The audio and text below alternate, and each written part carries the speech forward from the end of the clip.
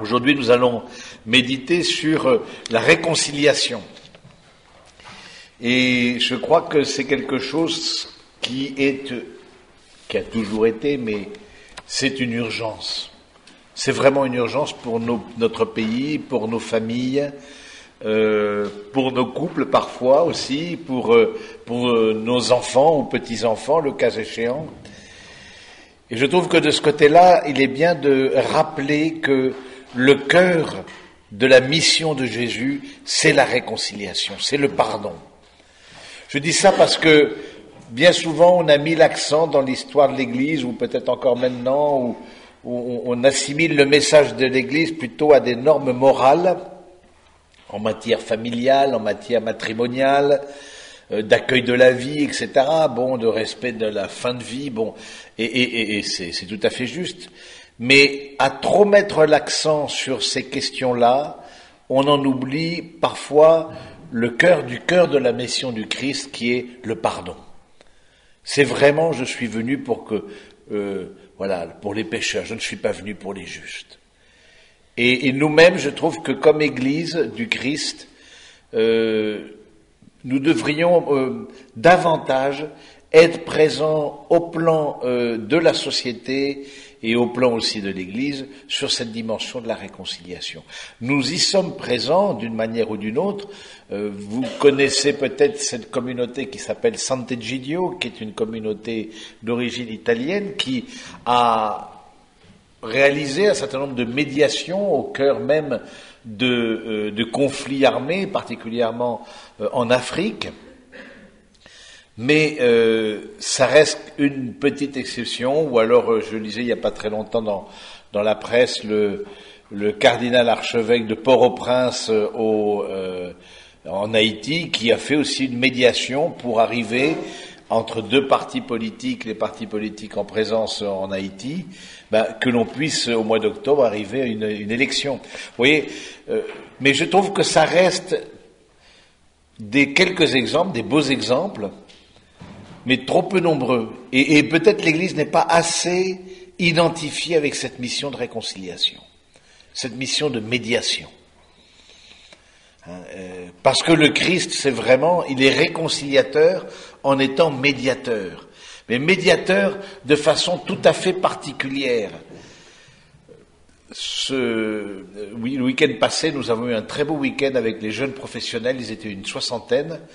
Et j'avais invité le bâtonnier du barreau de Paris, une femme, qui venait juste de terminer son mandat, fin 2013, qui a insisté beaucoup dans son bâtonnat, on appelle ça comme ça, c'est-à-dire l'exercice de sa responsabilité, sur la question de la médiation, pour remplacer les procès, pas remplacer, mais en tout cas donner une alternative à la voie judiciaire, par la réconciliation et la médiation. Mais c'est très intéressant de voir comment le Christ est médiateur. Le Christ est médiateur, mais pas comme nous pourrions être médiateurs. Le Christ est médiateur, alors que nous, dans une médiation, on demande que le médiateur n'appartienne à aucune des deux parties belligérantes, ou en tout cas en conflit. Le Christ, lui, est médiateur en appartenant aux deux parties qui sont éloignées. L'homme et Dieu. Et je trouve c'est vrai, il est le médiateur. Nous sommes, particulièrement la foi catholique, la religion de la médiation. Nous sommes la religion de la médiation. Vraiment, je trouve que on n'est pas assez imprégné de ça. La religion de la médiation, ça veut dire quoi? Ça veut dire que vraiment, il y a ces médiations humaines que représentent les sacrements, que représente le sacerdoce. Ces médiations humaines pour aller vers Dieu s'enracinent dans le médiateur qu'est le Christ. Et même saint Paul le dira, parce que des conflits, évidemment, ça revient pas, ça date pas d'aujourd'hui. Et il le disait dans les églises naissantes qu'il a fondées. Il disait, si vous avez un conflit, essayez de vous arranger entre vous, c'est de faire une médiation, parce que ce serait un peu un contre-témoignage d'aller devant les tribunaux civils pour que des chrétiens se mettent d'accord dans un cas de dispute ou de conflit quelconque. Et je trouve que nous, cette réconciliation, c'est le cœur du cœur de la mission de Jésus. C'est la 5e demande du Pater. Pardonne-nous nos péchés, comme nous pardonnons aussi. Il nous faut reprendre conscience que nous avons besoin d'être pardonnés. Nous avons besoin d'un salut. Parce que la réconciliation, c'est un salut. On est tiré de l'abîme par le Christ. Et du coup, parce qu'on est tiré de l'abîme par le Christ, on peut se remettre en communion avec Dieu et par un effet de domino, se remettre en communion les uns avec les autres. J'aime bien étudier un peu l'étymologie des mots, l'étymologie des... oui, de façon à... Ça donne un peu une certaine... nous avons une jeune mère de famille qui arrive.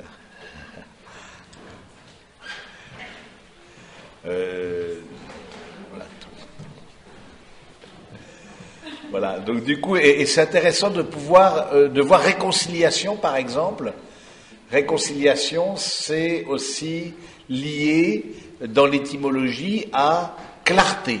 J'ai vu ça, quand j'ai un dictionnaire d'étymologie, j'aime bien regarder d'où viennent les mots, et c'est lié à la clarté.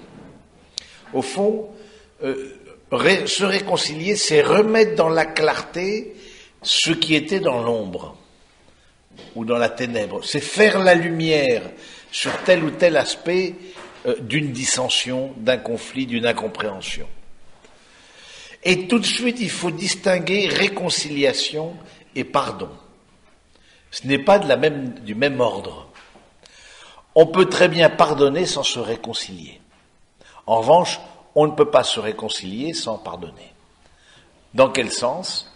Dans le sens où la réconciliation demande d'être au moins deux et de faire la démarche à deux. Le pardon peut être une démarche personnelle lorsque l'autre, et c'est bien souvent le cas, ne voit pas la difficulté, ne reconnaît pas le problème. Et même il vous dit, le problème c'est vous, ou c'est toi. C'est compliqué dans ces cas-là. Quand il y a une sorte d'obscurcissement de la conscience ou une forme d'orgueil parfois, parce qu'on veut pas reconnaître parce qu'on est des orgueilleux et que voilà, ça voudrait dire demander pardon, et quand on est agresseur, mais et voilà, je trouve que de ce côté-là, c'est, comme pour nous, c'est important de dire que s'il n'y a pas de réconciliation, c'est-à-dire à deux faire que l'amour circule à nouveau, à 2 ou 3 ou 4, ça dépend un peu les circonstances, eh bien, ce qui est possible de faire, c'est d'avoir un pardon qui partira d'abord de soi et d'un travail sur soi. Nous avons plus prise sur le pardon que sur la réconciliation. C'est vrai aussi pour nos défunts.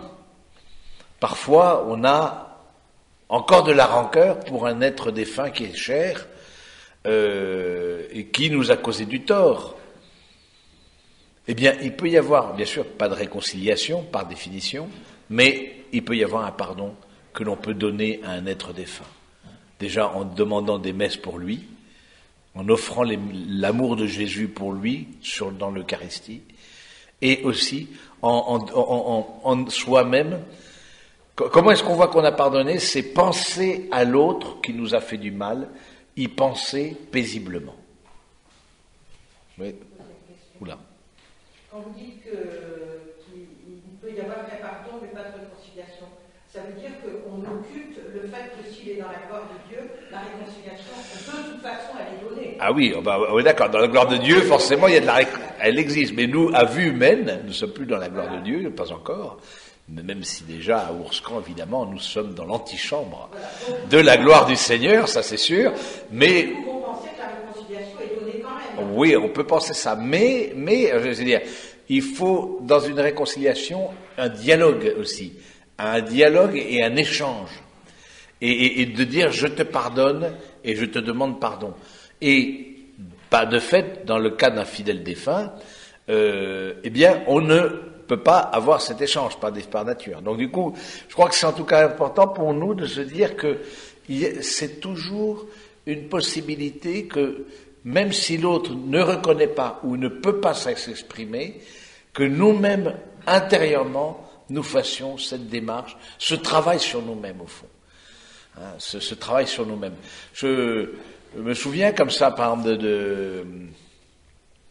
de cette jeune femme qui me disait j'en veux à mon beau-père qui a humilié mon mari pendant des années et des années, l'a traité de nul, et maintenant j'ai en face de moi un homme qui n'a pas confiance en lui, qui face à ses enfants n'arrive pas à s'affirmer, doute en permanence, se dévalorise, j'en veux à mon beau-père de ça. Vous voyez, et donc voilà, du coup il y avait pas un tort directement fait à cette jeune femme, mais il y avait un tort fait à son époux, évidemment elle se sentait concernée, et lui-même comme homme avait du mal à dire comment est-ce qu'il va se construire comme homme et comme père, voilà, ça va lui coûter davantage. Mais là il peut y avoir une réconciliation, un pardon en tout cas, ne pas rester dans la rancœur, ne pas rester dans la rancœur. Ne pas, parce que pourquoi? La blessure comme une blessure physique. Une blessure, il faut que ça se cautérise, sinon ça suppure et ça peut s'affecter. Mais ce qu'on comprend au plan physique, pourquoi est-ce qu'au niveau de l'âme, on ne le comprend pas? C'est ça qui est difficile. Pourquoi est-ce qu'on ne comprend pas au niveau de l'âme que le pardon et cette cautérisation, ce soin, ce baume apporté sur la blessure? Pour pas que nous continuions à sanguinoler, pardonnez-moi l'expression, toute la vie. Et à nous enquister, et on voit bien une plaie mauvaise, ben ça s'infecte, etc. Et ça peut nous pourrir toute la vie. Et le pardon, justement, fait que nous ne voulons pas laisser le dernier mot à la souffrance et à l'offense. Nous croyons, parce que nous nous appuyons sur le Christ lui-même, que le pardon que le Seigneur nous demande de donner, nous a donné à nous-mêmes, eh bien, est possible. Parce que lui l'a fait. On ne s'appuie pas sur nos forces personnelles, notre générosité, peut-être notre générosité, elle est complètement à plat, mais on s'appuie sur un acte de foi. Seigneur, au nom de ce pardon que tu as donné sur ta croix, et au nom de ta passion et de ta résurrection, eh bien, je veux donne-moi la grâce de donner aussi cette réconciliation et ce pardon à un être qui m'a fait du tort. Donc, c'est intéressant de voir que le christianisme, au fond, est au cœur même de la réconciliation, mais en même temps, avec deux conditions. Quelles sont les deux conditions? La première condition, au fond, c'est l'incarnation du Fils. On peut dire une condition plus théologique. Alors ça peut être intéressant de voir ça, c'est peut-être un peu difficile de dire qu'au fond, on ne croit à un pardon que parce qu'on l'a vu à l'œuvre en Jésus. Et ça nous donne une espérance. On a vu à l'œuvre en Jésus le pardon qu'il a donné à ses bourreaux, pardonne leur Père, ils ne savent pas ce qu'ils font.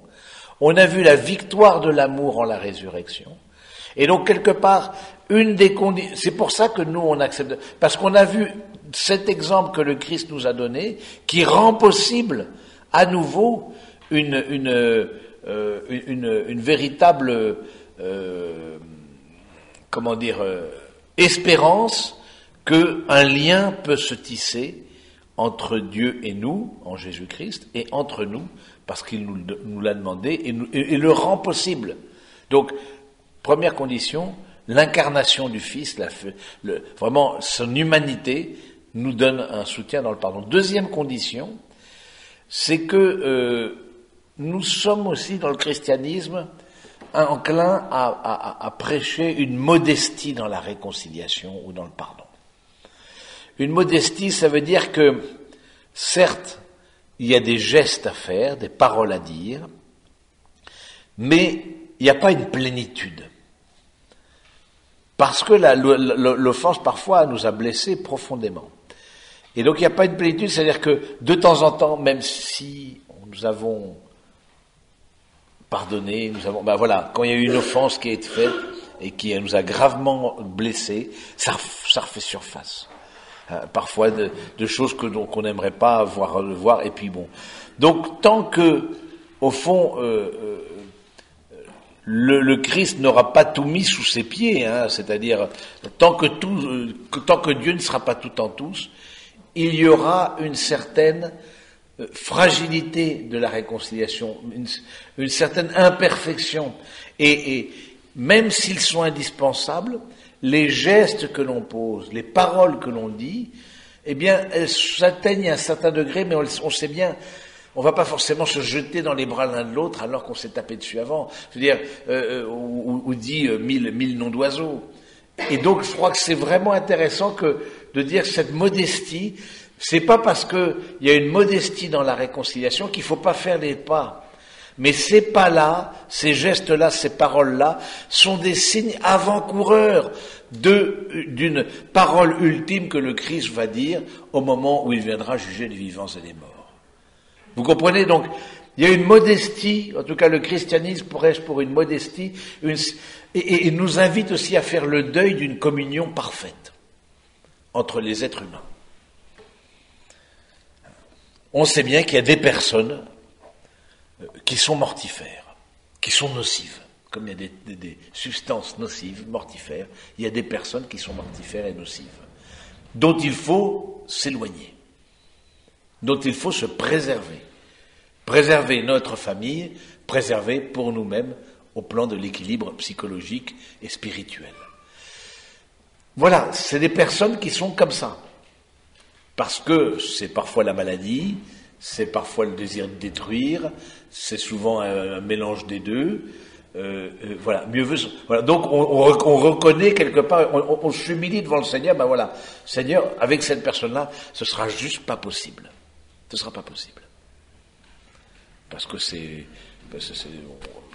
assez à la mode ce qu'on appelle les pervers narcissiques. Voilà, c'est les personnes qui ne voient pas l'autre vraiment comme il est. Tout est en fonction d'eux-mêmes et forcément, ce sont les autres qui ont des difficultés, pas eux. Mais c'est presque une maladie, c'est presque pathologique dans certains cas. Ou toutes les difficultés pour les personnes bipolaires, par exemple, ça c'est aussi une pathologie qui passe de l'excès de l'enthousiasme et de l'exaltation jusqu'à la déprime la plus profonde. Vous voyez, on ne peut pas, il y a des personnes qu'on ne peut pas porter. En tout cas, pas quand on est trop proche. Et d'autres, ou à plusieurs, en équipe, et donc dans une thérapie, oui, on peut peut-être les porter. Mais c'est important de dire qu'il y a des... voilà. Donc on fait le deuil d'une communion parfaite. Même si c'est l'invitation et même la sommation du Seigneur de nous demander de pardonner à ceux qui nous ont offensés, on fait le deuil d'une communion parfaite entre les êtres humains. Ce sera dans la gloire que la communion sera parfaite. Parce que là, il n'y a que l'amour. En dehors de ça, on fait ce qu'on peut.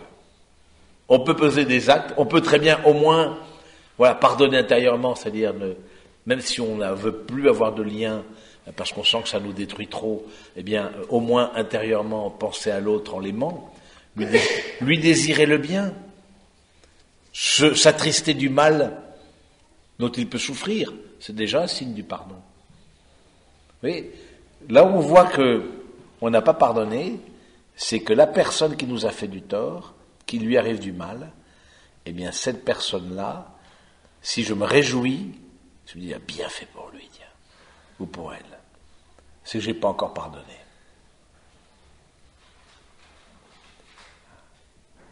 Et c'est que mon cœur n'est pas encore en paix. Donc le travail est à faire sur moi, c'est pas sur l'autre. C'est d'abord se changer soi-même, le pardon. D'où l'importance d'une vie spirituelle, d'une vie de prière. C'est pas par hasard que c'est au cœur même de la prière que le Seigneur nous a enseigné que le pardon nous est demandé. C'est que le pardon et la prière sont absolument indissociables.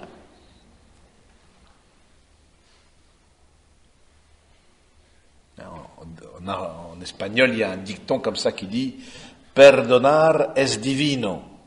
Pardonner, c'est divin. Parce que c'est que Dieu qui peut pardonner.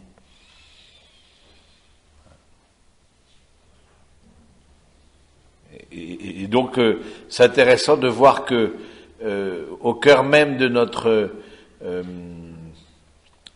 vie, eh bien, ce pardon que le Seigneur veut nous donner, eh bien, il s'accomplit, bien sûr, par le grand sacrement de la réconciliation, mais aussi, quelque part, chaque sacrement vise la réconciliation.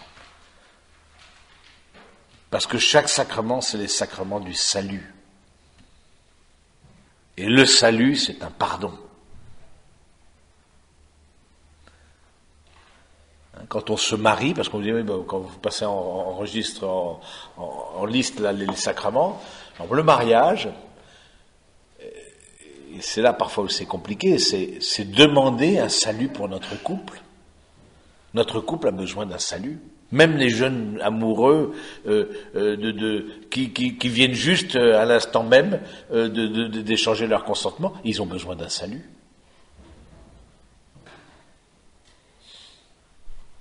C'est ça la réalité humaine. Leur amour a besoin d'être sauvé du péché, de la tentation, de l'épreuve, etc., etc. Et c'est vrai que ça pose de grosses difficultés lorsque, par exemple, le mariage est prononcé, l'échange du consentement sont dits, sans aucune notion de salut, ce qui est 90% des cas. Le pape Benoît XVI demandait, mais y a-t-il vraiment sacrement dans ce cas-là? Quand un enfant n'a pas du tout conscience que notre couple a besoin d'être sauvé. Et même personnellement, je n'ai même pas conscience de ça. On est là pour le côté grandiloquent de la célébration. C'est un autre sujet. Mais donc du coup, vous voyez bien que, et vous voyez, évidemment, le baptême c'est le salut, forcément. L'onction des malades est aussi un salut. C'est le pardon des péchés dans l'onction des malades. C'est intéressant ça de voir ça, l'onction des malades. Voilà, et puis l'Eucharistie, bon, vous passez les uns à la suite des autres. Hein. Tout est orienté au salut. Tout est orienté à la miséricorde. Ça ne veut pas dire qu'on va pactiser avec le péché. Non, on va le dénoncer. Justement, il y a miséricorde parce qu'on voit qu'il y a péché. Mais le problème, c'est qu'on ne voit plus qu'il y a péché, on n'a plus besoin de miséricorde. Et du coup, c'est intéressant de voir le dernier article du droit canon. Je ne sais pas si vous avez déjà feuilleté le droit canon pour vous endormir. Non, mais c'est bon, ça, c'est un bon somnifère. Donc, du coup, et le dernier article, j'aurais dû apporter ça, tiens, au fond, il dit, tous ces articles que nous venons de voir, tout vise le salut des âmes. C'est-à-dire que, par exemple, in articulo mortis, au seuil de la mort, toutes les permissions sont données. Les permissions sont données. Par exemple, un prêtre qui a défroqué, s'est marié, ne peut plus donner les sacrements, il voit en face de lui une personne qui est en train de mourir, il peut donner l'absolution parce qu'il est prêtre pour l'éternité.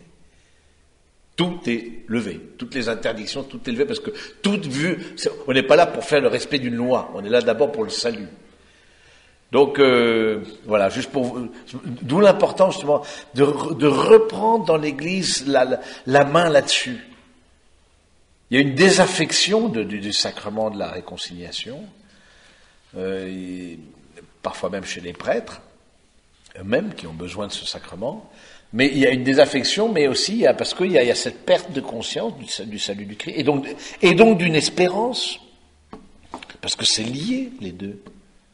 S'il n'y a pas de salut, où est l'espérance? Où est-ce qu'il y a un destin commun? Où est-ce qu'il y a quelque chose qui va transcender ma nature blessée? Où est-ce qu'on en est réduit à nos psychologies plus ou moins équilibrées? Où est-ce qu'il y a une espérance?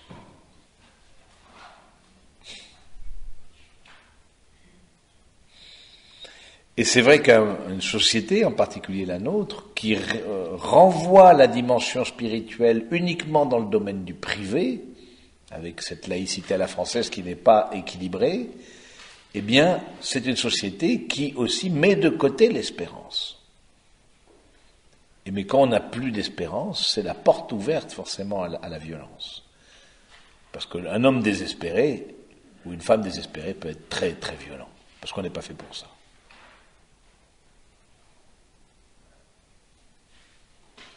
C'est entre autres la raison pour laquelle, en tout cas en Europe, ce n'est pas le cas aux États-Unis, mais en Europe, quand on dit qu'on condamne quelqu'un à perpétuité, c'est jamais à perpétuité. Pour ne pas le désespérer. Parce que c'est contre-productif, ça provoquerait plus de mal que ça n'en enlèverait. Qu'est-ce que c'est pardonner si ce n'est convertir le mal? En tout cas, une chose que ça n'est pas, c'est oublier. Dieu ne nous demande pas d'être amnésique. Quand il demande le pardon, il ne nous demande pas l'amnésie. On ne peut pas oublier. Je vous demanderai d'oublier votre numéro de téléphone. Là, volontairement, vous voudriez l'oublier, vous n'y arriverez pas. Quand on oublie, forcément, c'est involontaire. Or là, dans la demande du pater, il nous demande au contraire de mettre en route notre volonté. Et donc, du coup, c'est intéressant de dire que pardonner n'est pas oublier. Alors, je me souviens de l'offense que j'ai pu causer ou que j'ai reçue, mais je veux dire, c'est convertir le mal, c'est-à-dire de faire que ce qui nous séparait maintenant nous unit. Je m'appuie sur le mal pour revendiquer la communion.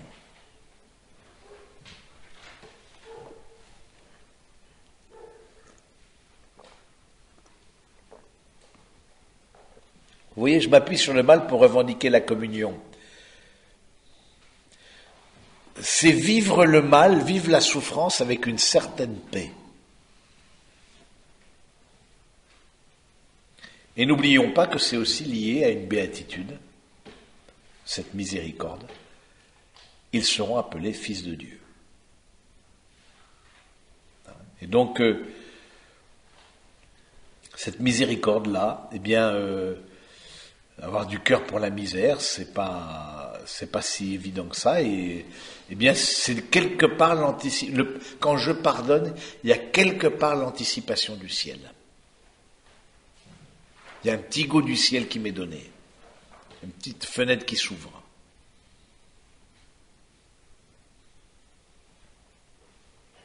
Et on le sait bien. Nous qui sommes déjà adultes, qui avons un certain nombre d'heures de vol, on sait bien que ces difficultés de relations dans les familles en particulier, parce que c'est pas des personnes inconnues qui vont nous blesser, mais des familles, eh bien, on voit bien comment on a besoin de réconciliation dans la famille. On a besoin de remettre dans l'amour de Dieu nos différends, autant que faire se peut. Et autant que l'autre reconnaisse. Si l'autre est complètement bloqué, verrouillé, ne veut plus nous voir, ne veut plus rien avoir à faire, souvent pour des questions d'argent et d'héritage, eh bien, c'est compliqué, quoi. Ben voilà. Il reste toujours la démarche personnelle à accomplir. Donc c'est lié au fond, lié à une miséricorde et à une béatitude. Au fond, le pardon fait que je peux retrouver une certaine confiance. C'est aussi un autre point qui est intéressant de dire, comment est-ce que je sais que j'ai pardonné? Parce que c'est pas si évident. Alors que les dégâts réalisés sont importants. Comment est-ce que je sais que j'ai pris? Eh bien, parce que je peux retrouver une confiance en l'autre. Je pense par exemple à un cas que j'ai accompagné de manque de fidélité dans le mariage. De personnes très catholiques, très tout ce que vous voulez, etc., très, très impliquées dans leur foi. Et lui, a entretenu une double vie pendant un certain temps. Évidemment, c'est compliqué, parce qu'ensuite, vous mettez à la place de l'épouse, tout son monde s'est écroulé, soit c'est 10 ans, 15 ans de mariage, les enfants au scout, voilà, tout bien chez toutes les cases, quoi, entre guillemets. Hein, bien sous tout rapport, mais bon, qu'est-ce que ça veut dire, bien sous tout rapport? Et donc, du coup, voilà, et son mari lui avoue, à la faveur d'une lettre qu'il reçoit chez lui avoue ce qu'il a fait, etc. Évidemment, c'est l'effondrement. L'effondrement d'une vie, je veux dire. C'est juste À nous, ça nous arrive. Moi, que ça nous arrive à nous, mais c'est dingue. C'est dingue. Donc, à quoi je vais voir que je vais pardonner? Si je retrouve une confiance. Alors, lui a demandé pardon, il a reconnu, etc. Et puis elle a... Vous voyez, c'est pas facile parce que du coup, il arrive en retard du travail. Où est-ce qu'il est? On peut pas ne pas se poser la question. Vous voyez, ensuite, c'est comme une plaie. Ensuite, c'est comme une... ça ronge, ça comme un ver, la méfiance. Et donc, c'est intéressant de pouvoir nous-mêmes prendre conscience à quel point, justement, la confiance retrouvée va être le signe du pardon. Et c'est dans le Seigneur que ça se passe. C'est-à-dire, c'est pas quelque chose qui est simplement une démarche psychologique humaine. Il y a, à un moment donné, nos pauvres forces, nos petits points ne suffisent pas du tout dans une situation pareille, parce qu'il n'était pas question de se séparer ni quoi qu'est-ce. Je veux dire, ils étaient tout à fait amoureux en même temps, hein, mais bon, il y a la fragilité particulièrement des hommes parfois, et du coup, ben voilà, de se dire, je me remets dans le Seigneur, au nom du sacrement de mariage, au nom de ce sacrement, ben je demande, ben je me sens un pauvre, j'ai besoin d'un salut. Et le sacrement du mariage, c'est le salut qui m'est donné. À nouveau. Qui est accessible. Alors c'est un chemin, forcément, hein, c'est un chemin, puis avec des hauts et des bas, vous l'imaginez. Mais du coup, c'est ça, faire que l'offense ne m'arrête pas dans l'amour.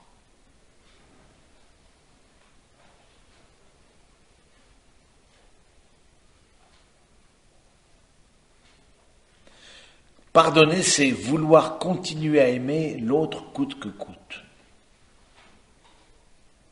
Peut-être en m'en protégeant, hein, on l'a vu, parce que c'est difficile, mais c'est pas pour ça que je l'aime pas, que dans mon cœur, je ne lui désire pas du bien.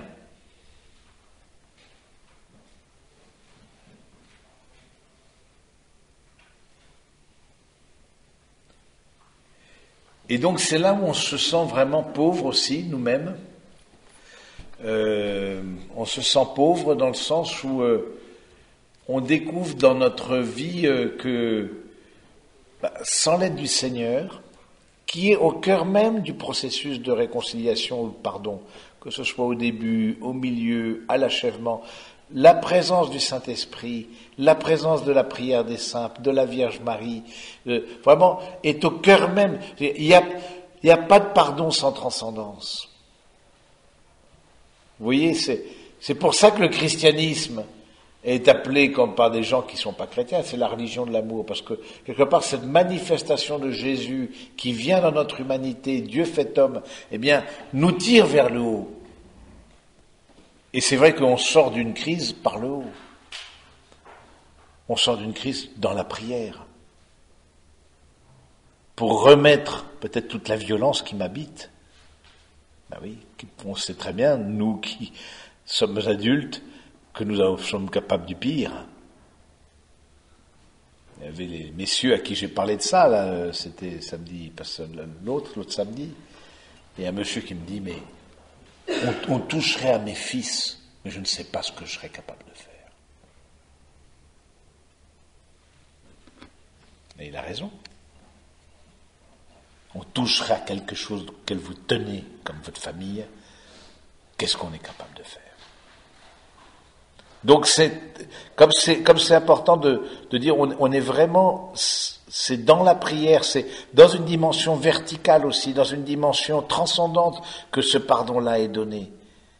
Ce n'est pas une négociation. Et c'est d'où l'importance de la prière en famille. C'est capital si vous pouvez mettre ça en place dans vos familles, et dans votre couple, etc. Mais parce que c'est justement, ce sera le ferment, le terreau favorable pour des réconciliations. On pourra peut-être s'engueuler, oui, on sera peut-être pas d'accord, ok, mais on priera, on se mettra à genoux ensemble.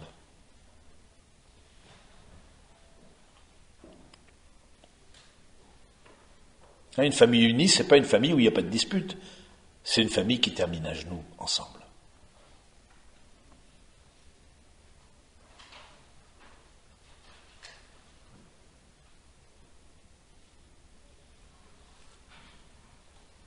Si vous construisez ça,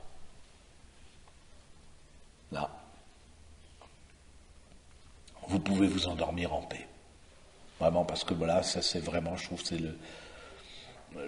c'est ça la bonne éducation. Faire que vos enfants puissent aussi se retrouver dans la prière.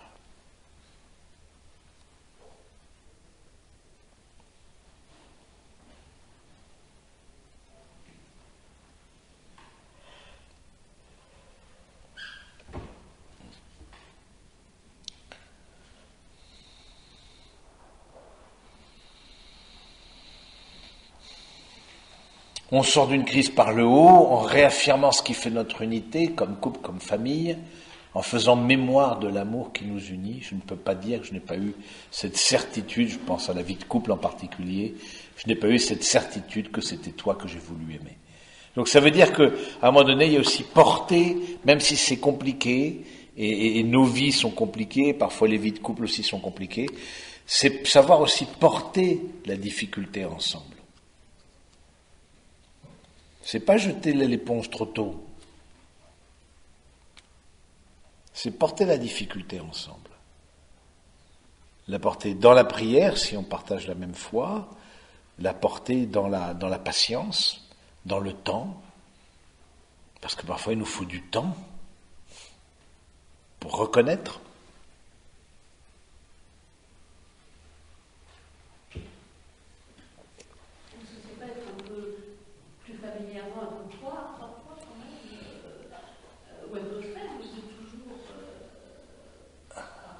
Oui, alors, est-ce que c'est quoi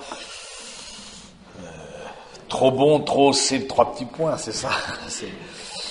Moi, je pense que celui qui parie sur la communion a toujours raison. Et toujours finalement vainqueur. Pardonner peut aussi demander que l'autre change. C'est-à-dire, même si Jésus, vous vous rappelez très bien dans le passage, Pierre, mais jusqu'à combien de fois on doit pardonner? Jusqu'à 7 fois? Et Jésus nous dit jusqu'à 70 fois 7 fois. C'est-à-dire que vraiment c'est tout à fait le comble au fond. 70 fois 7 fois. Donc c'est sûr parce qu'on se dit mais ma question est, parce que ce que vous posez comme question, c'est tout à fait juste, mais y a-t-il un autre chemin? Ce serait quoi d'autre l'autre chemin? Ce serait la rancœur? Ce serait faire payer à l'autre? C'est vrai, c'est ça qui m'habite aussi.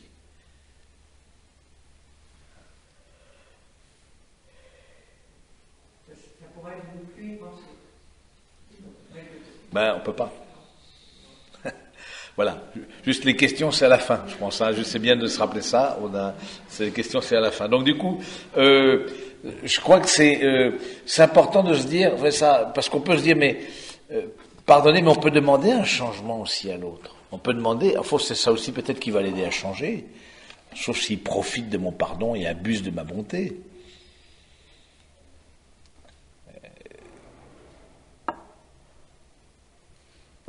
Et si vraiment on sent que la vie commune, par exemple, n'est plus possible, bien on met une distance.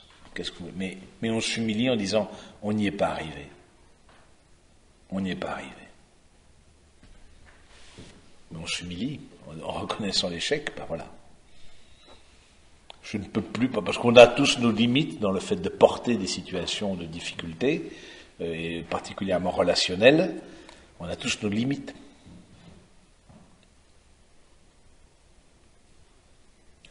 Donc c'est important nous-mêmes que, en tout cas, nous allions jusqu'au bout, au moins de nos limites, et puis surtout de la main du Seigneur, ça peut être parfois au dernier moment de la vie aussi qu'une personne se reconnaît. Je me souviens de ce témoignage comme ça d'une femme, je ne sais pas si vous la connaissez, Maïti Gertamer. Je ne sais pas si ça vous dit quelque chose, Maïti Gertamer, qui est une femme qui a été dans la résistance et jeune femme pianiste virtuose.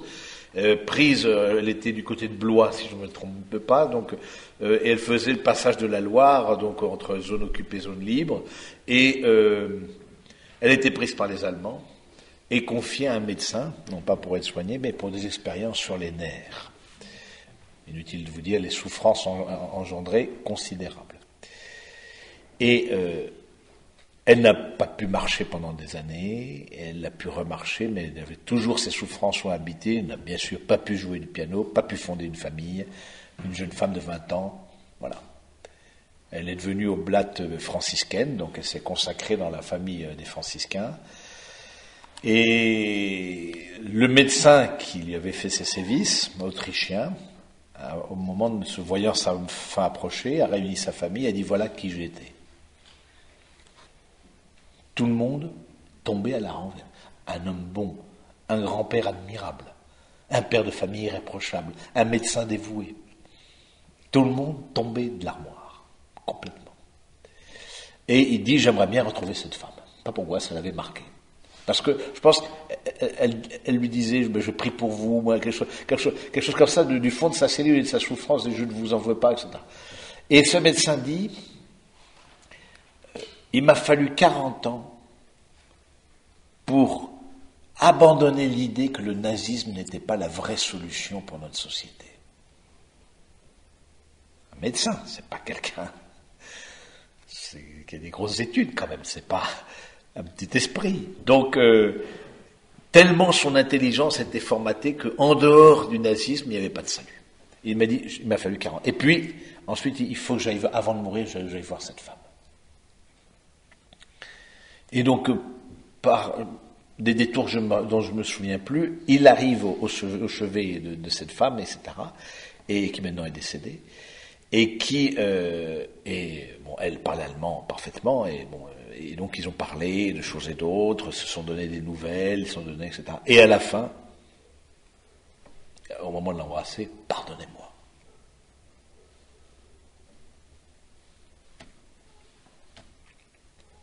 Parfois, c'est à la fin.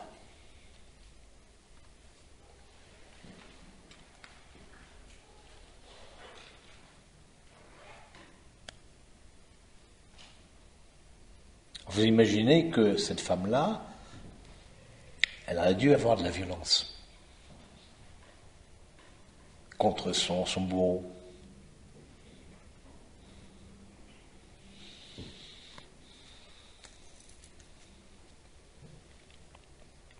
Aux yeux du monde, une vie gâchée. Virtuose au piano, belle jeune femme.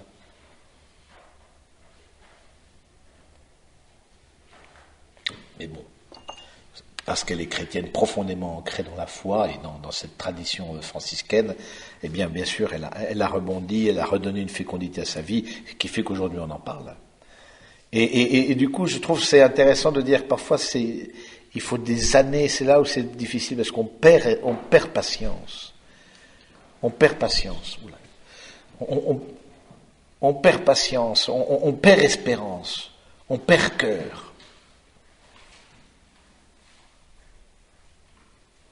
On perd le cœur, parce qu'on se dit, mais au fond, on n'y arrivera jamais. On désespère de l'autre, parce que c'est toujours la même chose.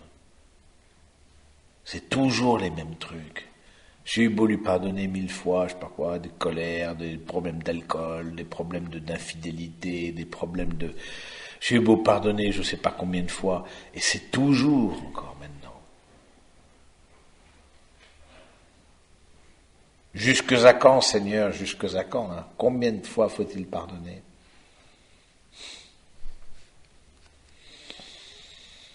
C'est ça, c'est là où c'est divin. Parce que notre cœur, si je pouvais le passer à la moulinette, l'autre, ça fait longtemps que je l'aurais passé. C'est ça qui habite notre cœur, forcément. On est tous pareils. Mais c'est là où il faut se mettre. La parabole du créancier et du débiteur, vous vous rappelez, hein, un roi appelle ses créanciers, justement c'est à l'occasion de cette parabole que Jésus dit pardonnez 70 fois 7 fois. Il lui devait 100 millions de pièces d'argent. L'autre se jette à ses pieds, je t'en supplie Seigneur, je te rembourserai tout. Ce qui est impossible, c'est plusieurs vies de salaire. Alors qu'il était prêt à le vendre, sa famille, ses esclaves, etc., c'est bien pour rembourser, et il est touché de compassion, ce roi, c'est Dieu évidemment, eh bien, lui pardonne. Et il sort, il voit un qui lui devait 100 pièces d'argent. Il le prend au cou comme ça, rembourse-moi, rembourse-moi, et il le fait jeter en prison pour être remboursé. Ce qui aide dans ces cas-là, quand on voit que l'autre change pas, c'est de voir à quel point nous, Dieu nous a fait miséricorde.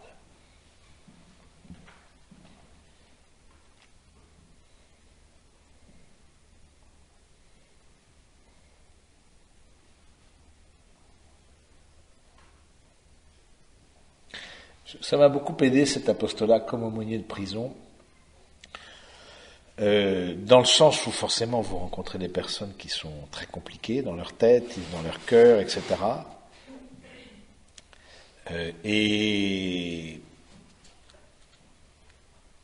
Mais je me suis souvent dit, mais bon, bien sûr, je n'ai pas violé, je n'ai pas tué, je n'ai pas volé, je n'ai pas braqué à main armée des banques, etc., ni dealé de la drogue, certainement pas. Mais est-ce que je n'ai pas à un moment donné souhaité la mort de l'autre dans mon esprit? Et Jésus dit, celui qui déjà en pensée a désiré la femme de l'autre est adultère. Est-ce que je n'ai pas eu des pensées, moi aussi, adultères? Est-ce que je n'ai pas désiré la situation de l'autre? Est-ce que je n'ai pas désiré envier, jalouser?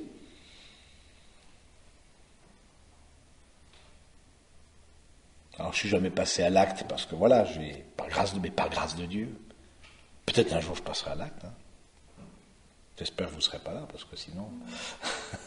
Non mais parfois là aussi on tombe de l'armoire. Hein, malheureusement des exemples de prêtres qui posent des actes extrêmement graves alors que c'était des saints prêtres. Hein. Mais parce que rappelons-nous notre fragilité. Faisons mémoire aussi de ça. Même si c'est vrai que de ne pas voir l'autre changer, c'est usant. Et encore une fois, il y a des personnes dont il vaut mieux s'éloigner. Mais reconnaissons-le comme humilions-nous quelque part devant le Seigneur en disant, j'y arrive pas. Là, ça demande un accompagnement. Vous voyez, ça demande un accompagnement pour voir où mettre le curseur. Parce qu'on n'est pas des superman, des superwoman. On a tous nos limites. Et puis un dernier point c'est de dire, au fond, comment est-ce qu'on peut voir qu'il y a eu pardon? C'est que j'avance dans ma vie, je construis quelque chose. Je reste pas à me morfondre, je reste pas dans cette attitude intérieure d'en vouloir, de victimisation. Et s'il m'a fait ceci, et il m'a fait cela, et si mon père m'avait aimé, et si mes parents m'avaient donné ci, je serais pas dans cette mouise. Vous voyez, cette victimisation, vous voyez, et c'est le signe qu'il y a toujours, alors ça peut revenir de temps, mais que ce soit pas le fond de notre cœur. Mais ce qui nous permet de voir qu'il y a pardon, c'est qu'on a pu avancer, construire quelque chose. Je pense, vous connaissez Tim Guénard, en tout cas de nom. Hein, Dieu sait si c'est un homme qui a été dans la violence, dans la délinquance, etc., dans une grande difficulté, dans des familles d'accueil, etc., avec tout ce que ça veut dire de souffrance. Et voilà un homme qui, moi j'ai rencontré et que vraiment, moi m'a beaucoup impressionné, par sa paix. Il a eu 2 grâces dans sa vie, il a rencontré Dieu, il a rencontré sa femme. Et ça, et maintenant, c'est lui, de sa blessure, est née une fécondité, qui accueille des enfants placés par le juge, etc. Et c'est ça le signe du pardon. C'est que j'avance malgré. C'est que je construis ma vie, même si ça n'a pas été facile, même si... c'est un signe de résurrection aussi. Je ne suis pas dans le passé, je me projette au contraire, dans l'espérance.